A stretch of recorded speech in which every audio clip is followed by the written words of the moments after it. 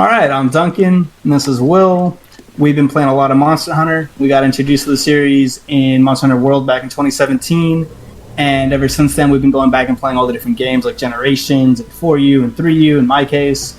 And we just kind of want to talk about one of our favorite fights in Iceborne in the series general, Fatalis, and the other Black Dragons in general. Especially with how Fatalis shapes up compared to his original fights in Generations Ultimate and in the first game, like just how much of a change there was and how much, I guess, love the developers have shown to the community by putting this fight into the game.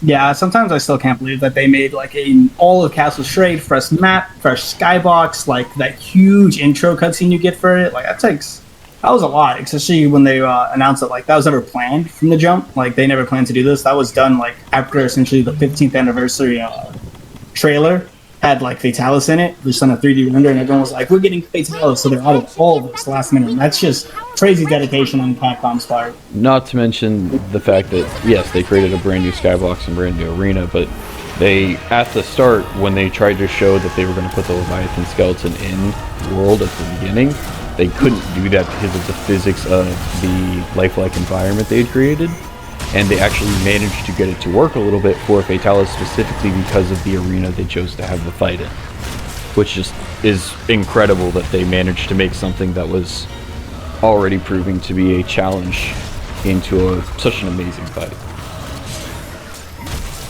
Yeah, dude, honestly, I couldn't agree more.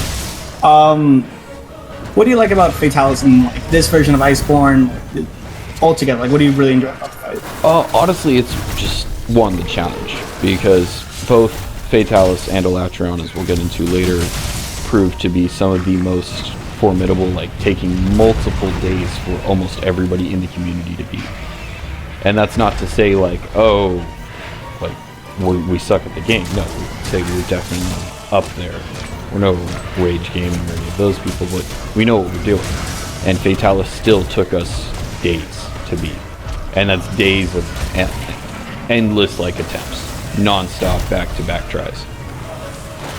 And yeah, I think he's just one of the best fights I've ever had. Yeah, he's really fun to keep on your toes and all that. And the interesting thing about like the Fatalis fight and the Elatron fight is that they're both obviously regarded as the most difficult fights in like Iceborne.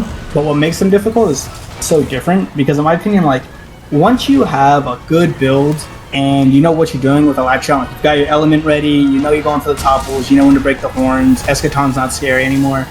It's not that bad. It's really not even that bad of a fight once you have like it down. Whereas Fatalis, even once you have the whole fight down, you're getting your artillery knocked down, you're breaking the horns, you know, you're getting like your mounts off, just whatnot, you're baiting out cones, it's still hard. He can still just catch you up and kill you. Just like one mistake, done, it's over. I just like that like thrill, because especially when we were playing like Iceborne a lot, like the clip you're watching here is us like getting back into it after like getting off Rise, because Rise right now is, I don't want to say it's dead, but it's really slow. They're not really doing much updates. It's like a new quest a week. Meh. It's at the same point that World was after they released the base game.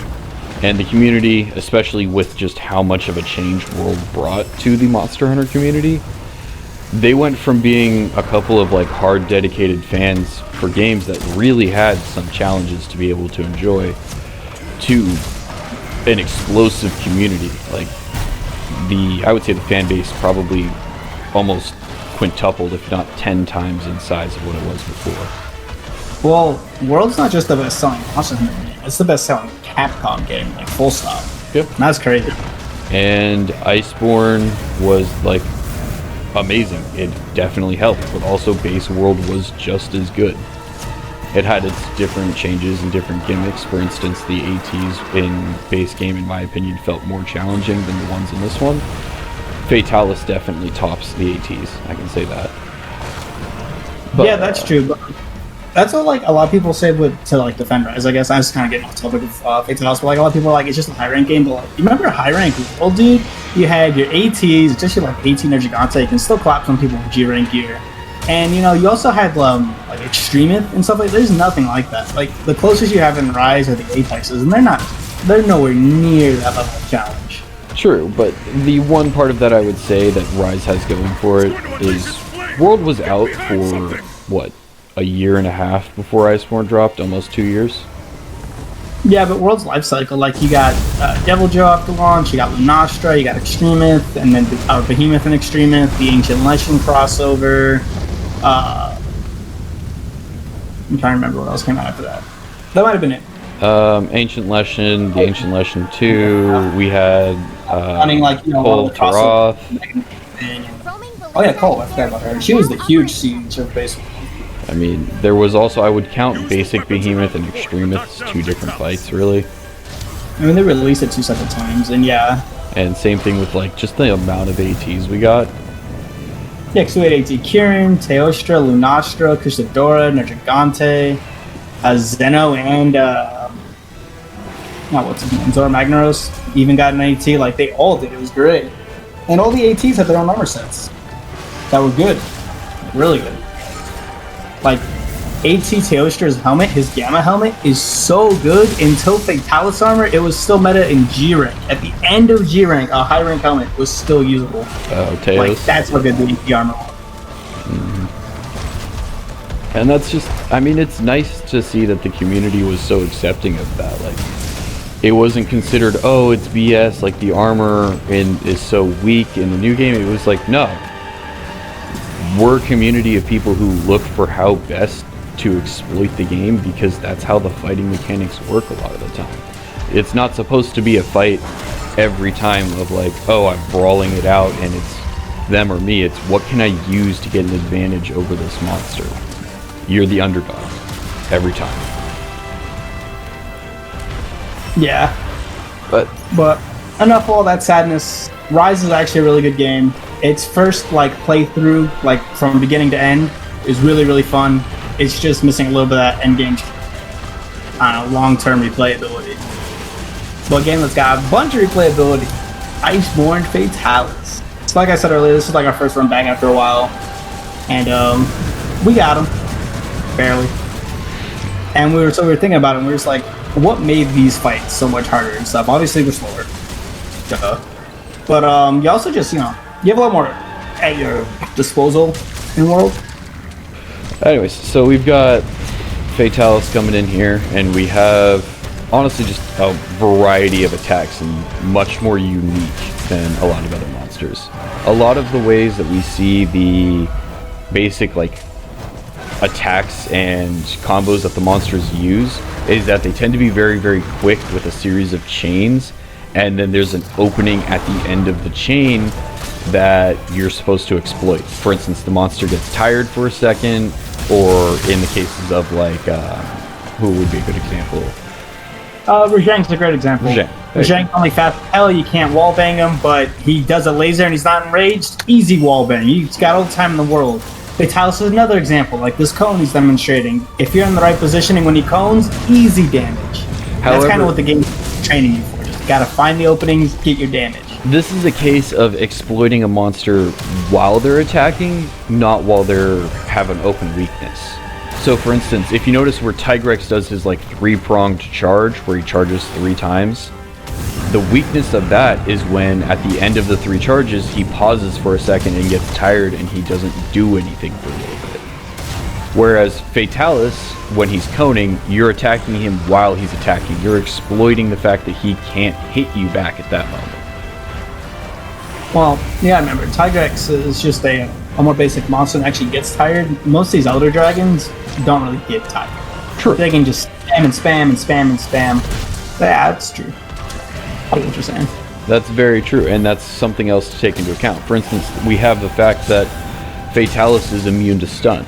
And as we saw with the Safi'jiiva Aqua Shot and Hammer and all of the like Barioth armor bonuses with stun. Game, Safi'jiiva Aqua Shot. That's all you need. That'll do it, Chief. Yeah, it's hands down better than Hammer at stunning. It's not even competition. Like, it's 2 optimal builds for each weapon. Yeah, it is sad. But like, if you have a 100% optimal sticky light bowgun build versus 100% optimal like slugger hammer build, it's not even comparable. Which is, it does kind of suck that light bowguns are just that good. But it doesn't matter because Fatalis told stun to suck a dick and just doesn't. Yep. And speaking from somebody who was a hammer main, for at least like a good like 60 master rank. I love Hammer. I think it's a super fun weapon, and I'm sad that against Fatalis it's kind of, I wouldn't say a great matchup, or at least its damage output and the value it brings to the table is kind of nullified. But the same is true for a lot of other weapons. Like for instance, we saw with Fatty the true value of Frostcraft Greatsword becoming super apparent, because you don't have opportunities every time to build up for True Charge. So you will get better damage output just by utilizing the new equipment from AT Volcana. I think Will's lying, and in this clip you can see me using a normal greatsword build and doing juicy ass numbers. You can, and I'm not saying that that won't do it. Craft on Fatalis, and here's why I don't do it, is because when Fatalis has his knockdown openings, they're so big that you'll run out of your Frostcraft bonus and do less damage. You can almost get a full, like, so you do your charge up hit, your slinger shot, your true charge, and then you can do essentially a full hit and a second hit. Whereas with Frostcraft, you do your full hit, your true charge, and then you're out of Frostcraft, so you got no damage anymore. Alternatively, I would look at it as you're chipping away at Fatalis. So yeah, when you get your knockdowns and you get your true hits in, you're right, you are doing more damage, or at least you have more opportunity to do more damage in that moment. However, if you're constantly running in and doing like one-hit attacks and then rolling to dodge a move, Frostcraft brings more value in that you're doing an extra like 100, 200 damage per swing than you would be just doing the basic attack.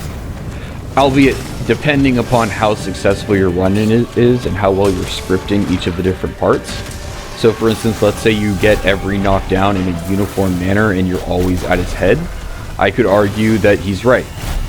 Doing true charges would be more damage. If you're playing solo and you're baiting out cones really, really well, Frostcraft's almost better, because Frostcraft's better for abusing cones, because you only get the first hit and second hit there, which has that Frostcraft bonus. Which brings into whether or not you are trying to properly like script the fight and you're just manipulating the fight.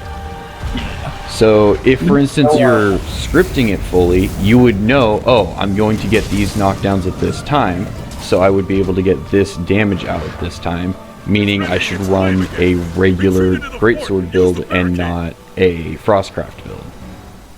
Yeah, and if you're scripting it down to a cement, so you'd probably be like, I'm going to get more optimal damage and faster damage running Heroics Frostcraft over peak performance normal greatsword, just because I've got it.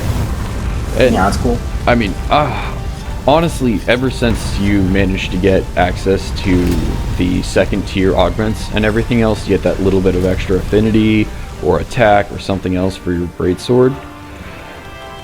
Peak performance has become such a big part of my build, just because I know with greatsword specifically, I will always get back up to full HP even if I've taken a little bit of chip damage.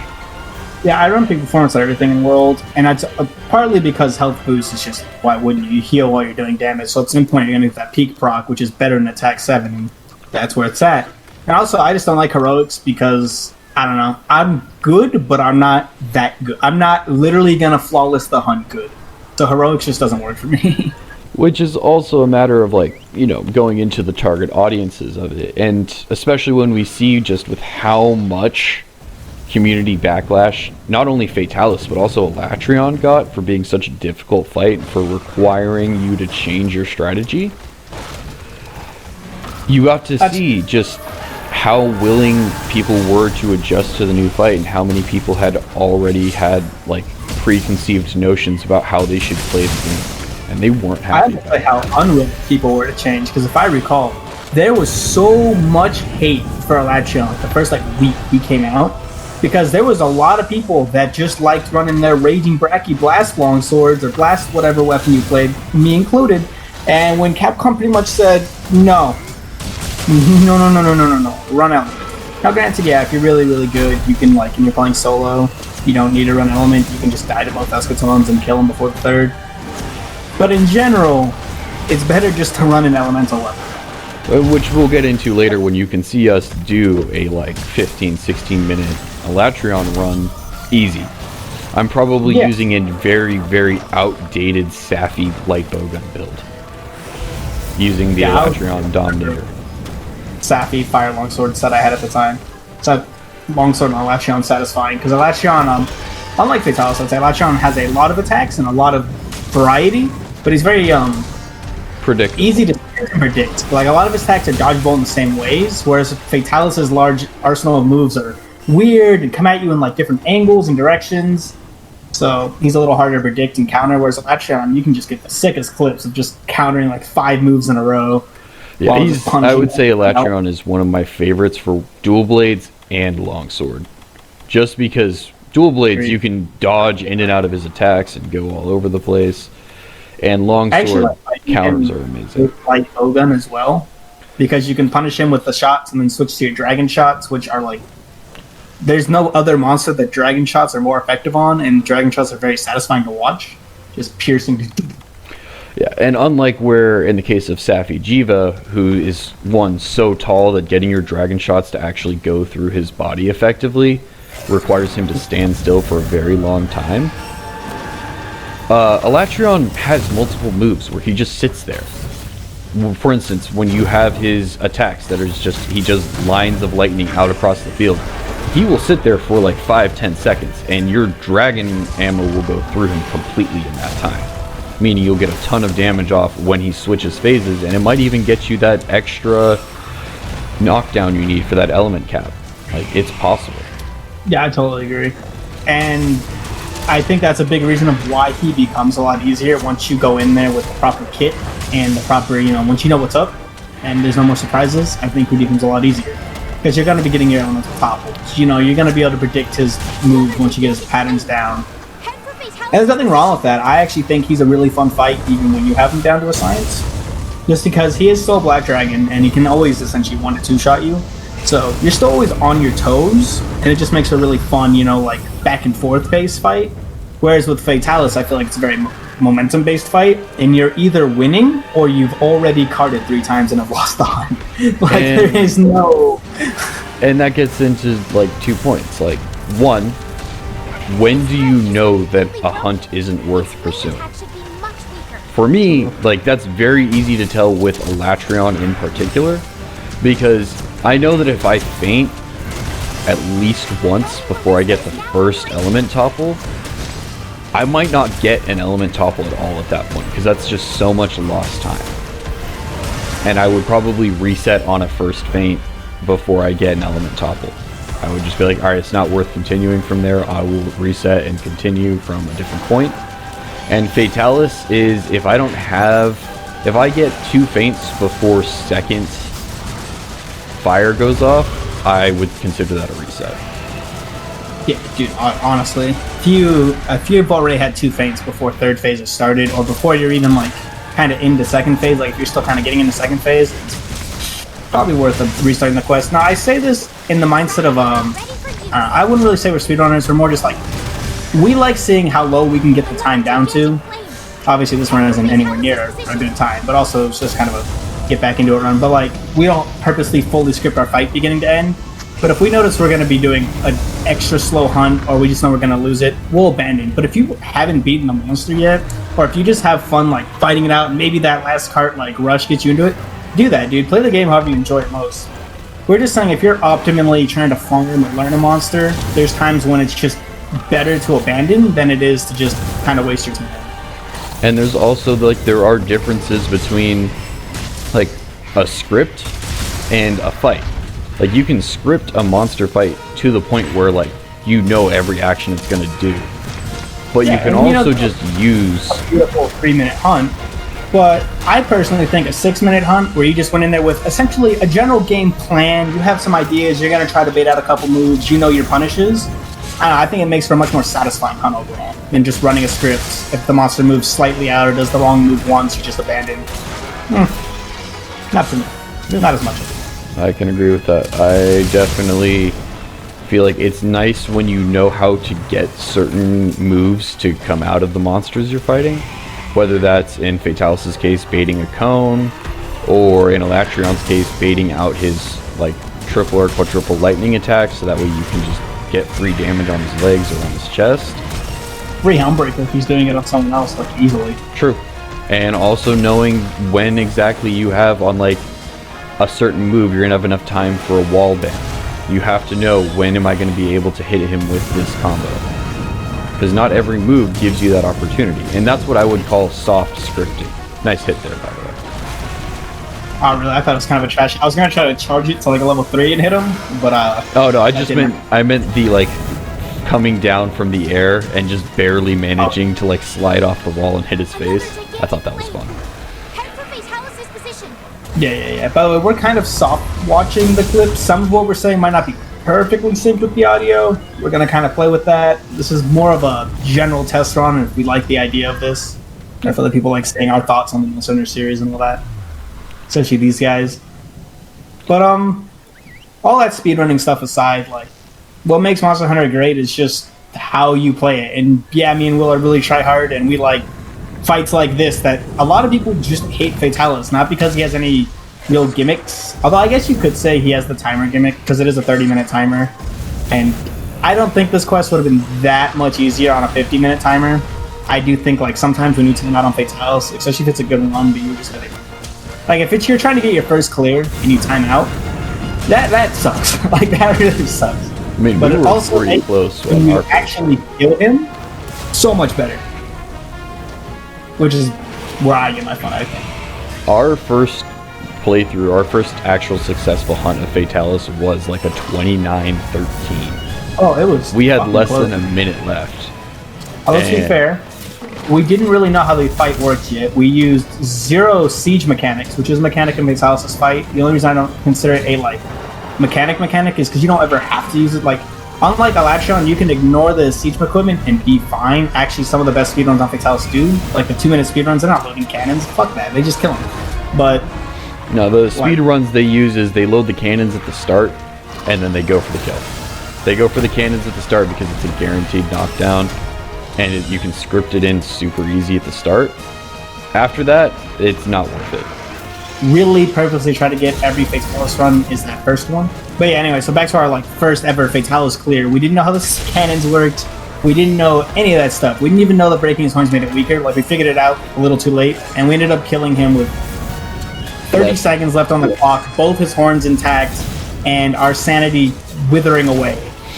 Like, our friendship's a little bit felt better in my life. And when I found out, and when I only got, I think I got 1 eye or no eyes, and I tried making his weapons and found out I needed essentially 5 eyes for the full armor set and like 2 eyes and a weapon.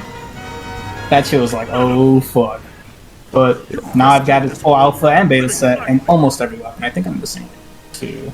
I don't think I have his horn.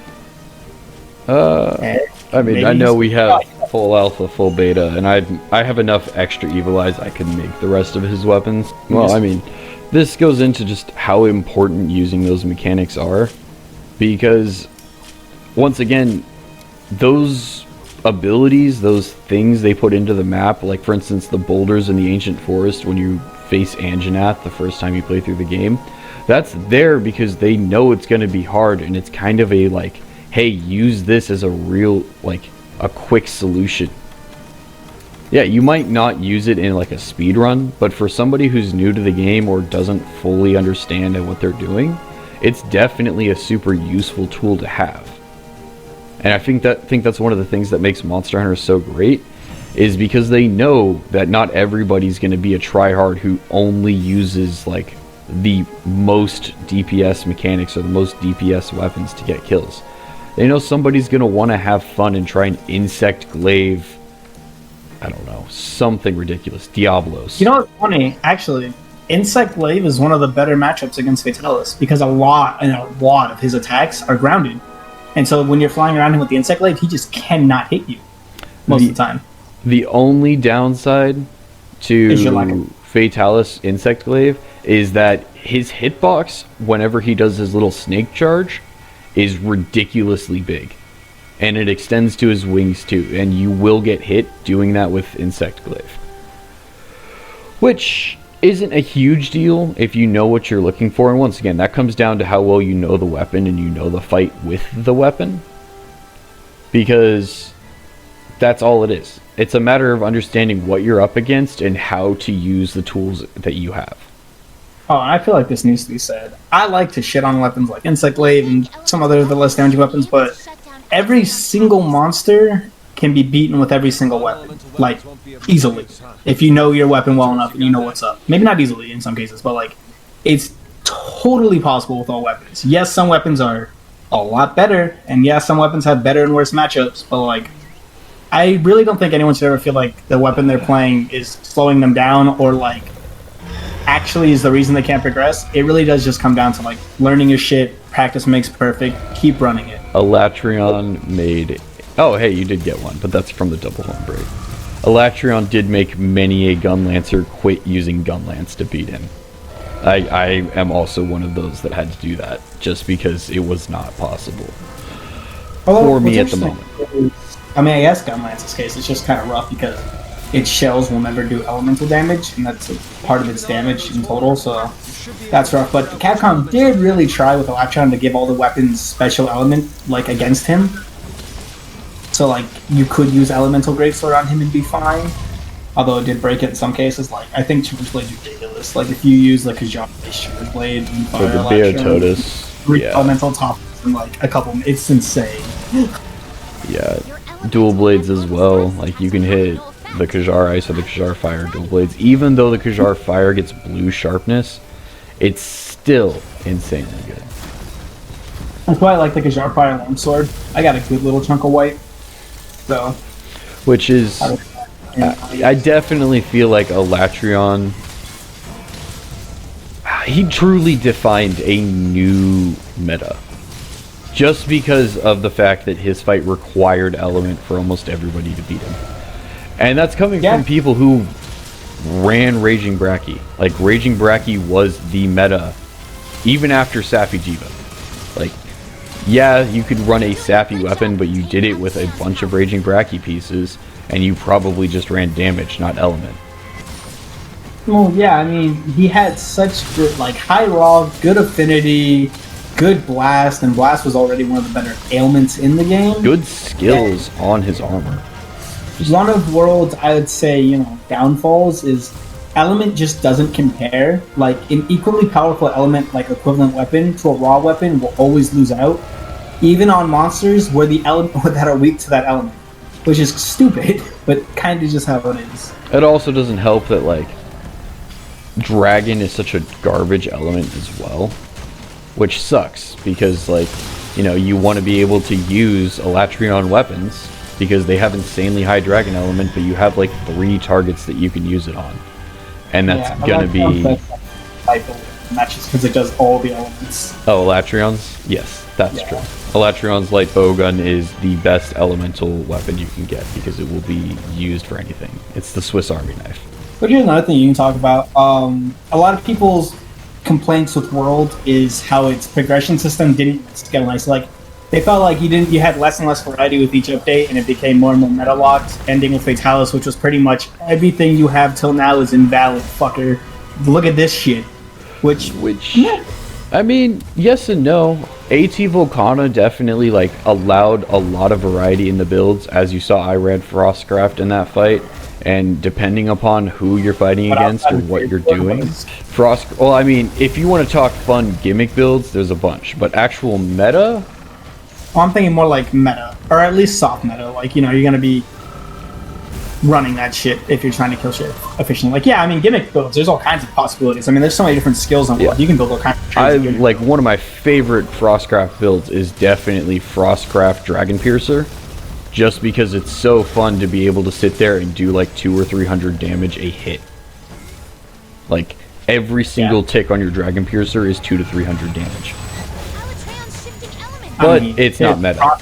Clutch cannon, where you just take a heavy bowgun and only use your. That is actual meta. That is meta. Frostcraft clutch cannon is something that is viable, and you will. Reference for the clutch cannon I use isn't even Frostcraft, so imagine that with a 40% damage buff on it. Like, it's insane. Yeah. I need to make it. It's. You're right. That would definitely be something that we should definitely have because Clutch Cannon alone is already super broken, especially with Fatalis weapons, which we're getting into, you know. Yeah, Fatalis weapons, and again, Fatalis armor. Hold on, let's just talk about Alatreon real quick, because there's a little more to talk about with Alatreon weapons and armor. Like, Alatreon has good affinity, insanely high dragon element. I want to say he has the highest dragon element weapons in the game. I mean, he's not really competing with much. And decent raw. Like, they're definitely not bad raw, but they were less than Raging Bracky, and they were less than attack augmented Sappy weapons with like 4 attack 5s and maybe an attack 6. Yeah, I would Sappy say Elatrion, like Fatalis definitely, like his armor did wipe most of the other builds off of the field, just because he made it so have to run Nargacuga for light bowgun. Like, well, it gives you spare shot, it gives you master's touch, it gives you full health boost, it gives you more gem slots than any of, like, if you took all the best, like, first slot gem pieces for every armor set and like for you found the best one for head and chest and whatnot, Fatalis would be better than all. It's like, it's insane, and it comes with all those other bonuses. But you gotta remember, Fatalis was such a hard fight and was also like the final update that his armor wasn't really meant to be balanced. It was more of a, here's a reward for playing and min-maxing the fuck out of this game to beat this boss. You know, take all the decos you have, take everything you have, and make something stupid or crazy broken. It doesn't matter. You want. It's over already. You know what I mean? Yeah. And that was like, I had no problem with that. I know I saw a lot of people complain. I also thought it was funny that the majority of people who did complain about that were people who couldn't get the armor. Like, I mean, anyone can get the armor if you Plunder Blade it and get really lucky by getting, like, I don't know, 9 or 10 eyes. 9 or 10 eyes. Plunder Blade. So you got a double Horn Break and Plunder Blade. But you can get the armor without killing him. True. It's easier you could just fail every time. Like, it's technically possible. Yeah, I think you would just be better off killing him. Oh, yeah, definitely. But I think, I don't know, I liked Elatrion's armor, and from somebody who ran defense boost for a very long time, like, there's nothing wrong with that, and it was cool to see them make defense boost 6 meta. I thought that was hilarious. It was like, wow, my like rookie days are coming back, and I'm all of a sudden an expert in how to use defense boost. Elatrion armor is interesting because it gives you a really nice element bonus. It gives you great elemental defenses. It's like, if you want an armor set where, like, maybe you're not as good at the game, but you're fighting the in-game monsters, you can hold your own. It just gives you a very comfortable set that can still output some decent element damage. Maybe it gives you more room to do more funky builds if you like all the elements. Like, it definitely has its spot. Is it the best armor set in the game? Not really. Is it bad? Fuck no. Oh, I would never say. Like, 3-piece Elatrion, 3-piece Sappy on, like, high affinity element weapons, that's just insane. Really insane. Like, I'm talking, you're gonna be doing, like, 1,400 element on, like, bows. Like, stupid shit like that. Especially with Kajar. Like, Kajar with 3-piece Sappy and 2-piece Elatrion, or even just 5-piece Sappy, depending upon exactly. That's the only weapons that I actually recommend running the 5 Sappy for, because most of them you need the 5-piece Sappy to get that 100% affinity, which if you're running element, affinity is like almost more important than attack. It just is. There are cases like that. I've always, like, I'm personally a stickler for, like, I think 3-piece and 2-piece Elatrion is better, but only in certain cases. Like, there are times when you're just better off running the Sappy and getting the other bonuses, such as more affinity, more of the other shit. Weapon, Sappy armor is actually a very safe armor to play, because if you're hitting your combos consistently, you're getting the free healing. On top of whatever, like, health boost you have from your weapon, like health steal, you also just get your combo completion, like, full health bar back. So you can do some pretty cheeky stuff with full Sappy if you need to. But you could just as easily get yourself killed doing that too. It's a double-edged sword. That was the whole point of Sappy armor, is you can style on the monster, or you can make it easier for the monster to kill you. And there's nothing wrong with that. Like, I personally think it was a super cool idea, and I wouldn't mind it being brought back into the game. We see a little bit of that in Rise with the like soft heroics of Valstrax's armor, where, like, if you're below 80% HP, you get the Dragon Blight and his, like, buffs on it, which were insane. Like, that was super nice to have. But it's a different than how it used to work with that that armor ability on Valstrax was in GU too. So they used to be at like 40% off. They used to be a lot more like heroics, but now it's like 80. Yeah, well, a lot more. Each piece of Valstrax that you have on increases the amount of health you can have. Well, I'm talking best case scenario in both games. It was like 40% versus 80%, which is pretty drastic. But heroics is 35%. And then it's adrenaline is 10% or less, which is the one that's like a 40% damage increase. and it stacks with other stuff. But Adrenaline is a oh wow, nice. I didn't expect you to get that Helmbreaker there. Bro, Helmbreakers are fucking weird and Iceborne. Like, the one that you hit the monster and the line goes through their head, it's like, no hit detection. Monster flies away and you think you missed, it's like, boom, got him. It's like, okay. Yep. Also, they're using yours, Kajar Fire Longsword with full Safi. going back to what we were talking about with just knowing when, like, if you faint early on in a fight, like, oh, I should just give up the fight, or I should just restart and go run it back. There's a lot of setup you can do for almost any Monster Hunter fight. Like, for instance, Elatrions would be rolling the roar at the start and immediately getting the turnaround and a wallbang on one of the few spots you can get. Rocksteady and guaranteeing it. Put it on before you go down, then just immediately Rocksteady, like, gravel him. True. Downside to that is, as an electric attack, you won't get knocked off with the Rocksteady and you'll just die. And that's when you would restart. You'd be like, alright, that's it. I'm going to restart this hunt from here. Yeah. And that's part of the fight. Like, when you're running something and you want to make it a good time or give yourself an early game advantage and you mess it up and it bites you in the ass, you have to go, alright, I'm just going to run it back again and try it another time. Like, don't mind me, I'm using Homebreakers. You're good. Elatrion is one of those monsters that does move a lot every time he attacks, which is why Bow and Light Bowgun and Heavy Bowgun are so good on him. Because even though he's moving, you just have to adjust your aim. Yeah, big facts. He's honestly one of the more fun monsters to fight with the Light Bowgun. Him and Raging Bracky. So one of the unique gimmicks of Elatrion's fight is his horns, and the fact that they can only be damaged when he's in dragon state. Which is a nice mechanic because, one, it prevents you from getting a double horn break and screwing yourself out of making sure he stays in ice again. Actually, you can break both his horns when he's in dragon. You can, but it's a lot harder to do when he can only be broken in dragon stage. Also, his horns have really low hit points. Like, I think it's like 2,000 to 3,000 for the first ones.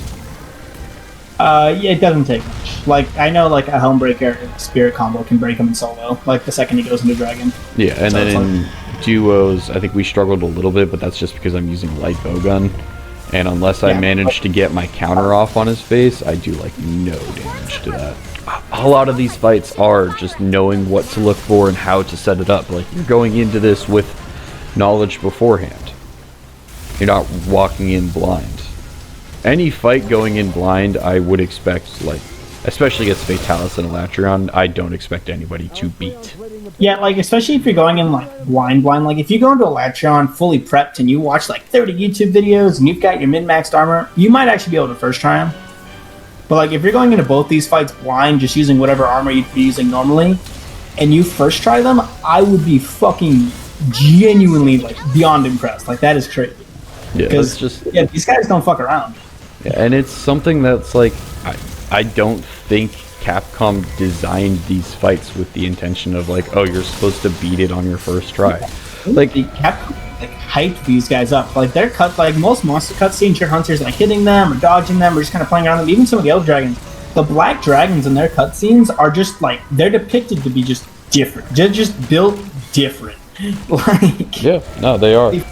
You're on. Like, Elatrion cutscene, he doesn't even acknowledge you entering. He's just nuking Safi's, like, unborn weird cocoon babies.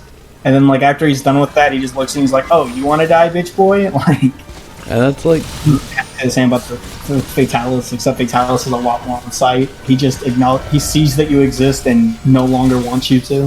Which gets into, like...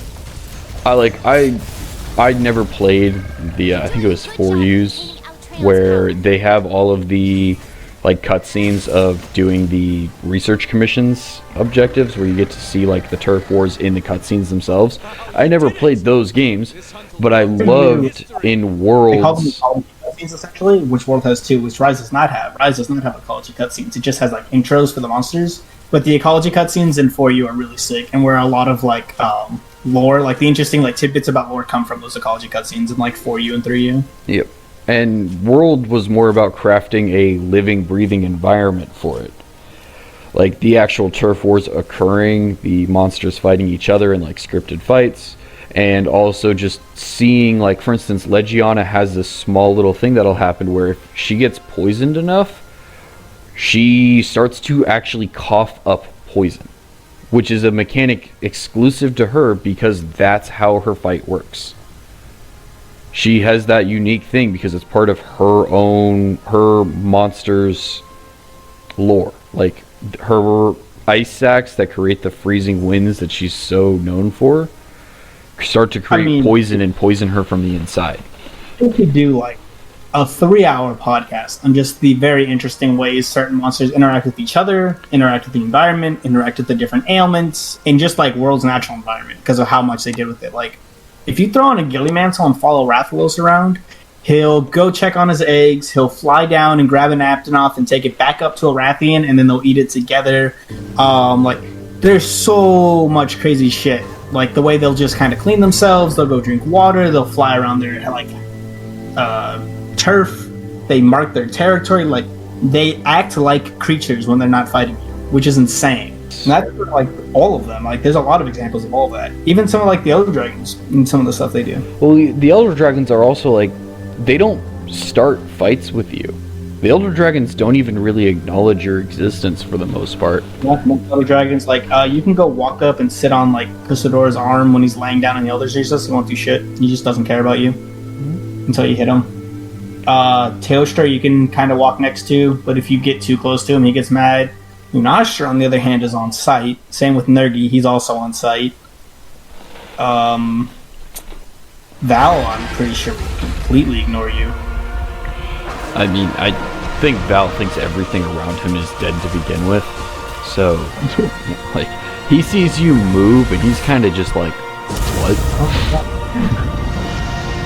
Which is, like, I love that about World. And I love that about Iceborne. And I love that about the Monster Hunter games in general, is just how much they pay attention to the little details. It's not always in the same manner. It's not always in the same exact, like, sense of the fight, but it's there. Great way to explain this. Cusador's tornadoes are the best example of attention to detail. In the Elder's Recess, they pick up the crystals and will hit you and do slightly more damage. If they're over lava, they become fire tornadoes. If they're over Teostra's blast powder, they send out blast powder everywhere. If they're over Lunastra's, they become blue fire tornadoes that explode like hers do. Yep. Holy shit, that's so cool. I think that's all the examples I had. I think that's all the things. There's also Lavasioth and Gyarados. Like, for instance, Lavasioth, if you ever do the names Lavasioth quest for gems in high rank, its environment's unique in that when it jumps out of the lava spouts, certain areas will actually cause it to shoot out lava and it'll spatter everywhere. And that's unique to it in that environment. Whereas other areas where there's lava or like less of it, it just jumps out and attacks you. It doesn't have the same mechanics because it's not dealing with the same like deep lava that it would be. Or Banborough with the rocks that it can pick up. That's another one that's similar to Cush's. Or if it's in like a wooded area, it'll just drag the tree around. If it's in like the recess, it just has a rock. It's kind of cool. Actually, I think it still has a tree in the recess. It just can throw a rock at you. Oh, there's also like looking at how Zinogre deals with shock traps and Rajang as well. Like, they just get powered up by it because they're the type of monsters that they don't internally like have their own electrical generator. They just absorb it from the environment. Well, there's even the differences of like a Rajang that's not currently, Super Saiyan or whatever, can be shock trapped. But once he's already, because essentially once the Rajang goes Super Saiyan, it's him running the Kirin's lightning energy through his entire body. That's what makes his hair stick up. It gives him like electricity golden glow. And when he's doing that, he's completely immune to shock damage. So he can just grab a shock trap, break it in his hand, doesn't go fuck. But when he's not in Super Saiyan, shock traps do work on him. Another example of cool trap mechanics, like Zinogre just instantly charges, because Zinogre's whole thing is that he's essentially a battery. He takes in outside electricity from the Fulgur bugs and uses it as his own. But if you just give him a shock trap, it's just like a free charge up. Nagakuga, when it's unenraged, is way too light on its feet to fall into a pitfall trap, but when enraged, pitfall traps work on it. when unenraged shock traps work on it. When enraged, I think actually shock traps always work on Nargacuga. But I just think can't use pitfalls on him when he's unenraged because he'll just walk over them because he's like really light on his feet. So that was just kind of our opinions on the end of Iceborne, the state of the game now, and the 2 black dragons, and the overall just vibe that Monster Hunter's in right now. Thanks for watching, guys. If you like the video. If you want to see more, comment below on what you want us to talk about and what are the monsters you want to see us fight. And I'll catch you on the next one.